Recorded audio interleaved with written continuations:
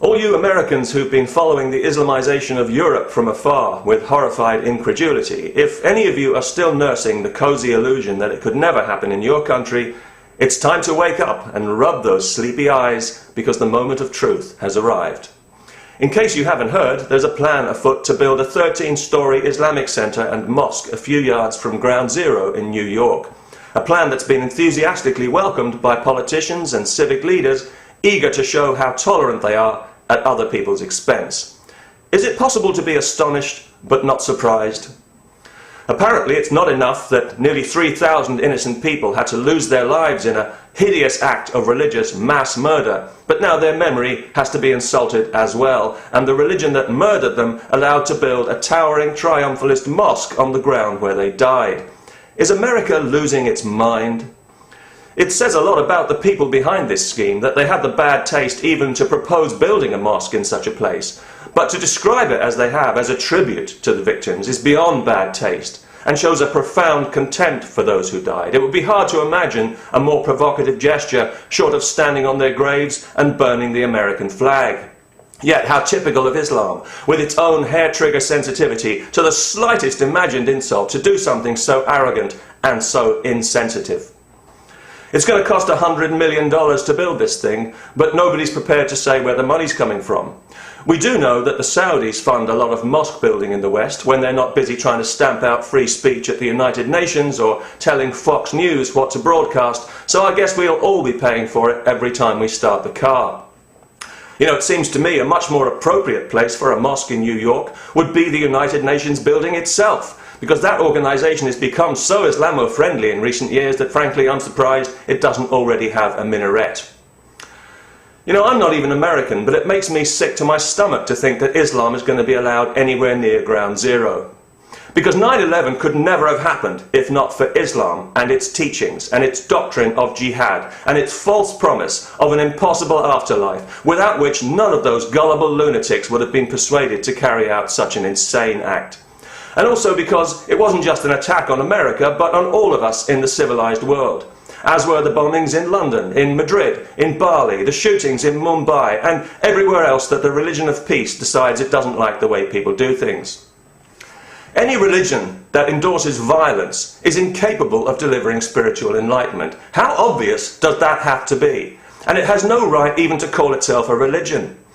Without the shield of religion to hide behind, Islam would be banned in the civilized world as a political ideology of hate, and we have no obligation to make allowances for it any more than we do for Nazism. It's a bigger threat to our freedom than Nazism ever was. Yes, both are totalitarian and both divide the world unnecessarily into us and them, the pure and the impure, and both make no secret of their desire to exterminate the Jews. But we were all more or less on the same side against the Nazis, whereas the Islamo-Nazis have got plenty of friends among people in the West who ought to know better. American politicians now regularly make the kind of dimmy noises about diversity as an excuse for Islamization, the same kind of thing that we've become so depressingly familiar with in Europe.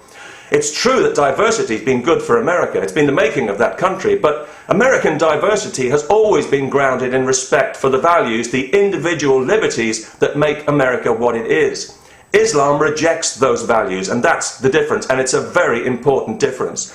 Islam despises what America is. It rejects everything America stands for, including freedom and diversity. And any Muslim who denies that is a liar. The organisation behind this scheme is called the Cordoba Initiative, and the building is to be called Cordoba House. And this is because Cordoba, or Cordoba, is the city in southern Spain where Muslims built their first great mosque at the start of, and as a symbol of, their conquest of Spain. The Ground Zero Mosque is intended to serve the same purpose in America. Building mosques on conquered sacred ground is standard practice. It's what Islam has always done to assert its supremacy, and that is what's happening here. And of course they know how insulting it is, how offensive it is. Are you kidding? Why do you think they chose a site as close as possible to Ground Zero? Or do you think that that was just an accident?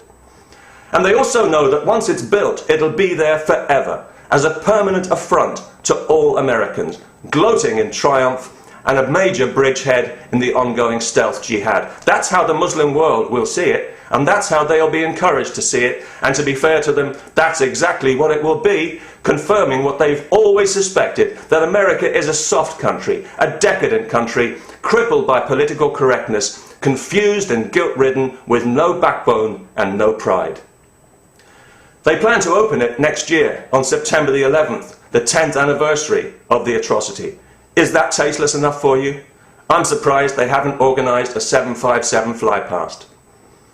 But you know, it doesn't have to be this way.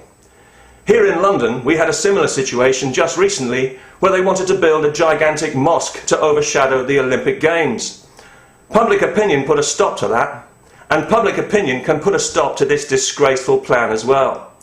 And it can tell this group, and the politicians who support them, that enough is enough, and that this is one insult too far, and that America is a big country, and there's plenty of room for them to build their offensive mosque, if they have to, somewhere else, somewhere perhaps more appropriate to the spirit of their religion, like the Arizona desert or Death Valley. Peace, and God bless the kuffar.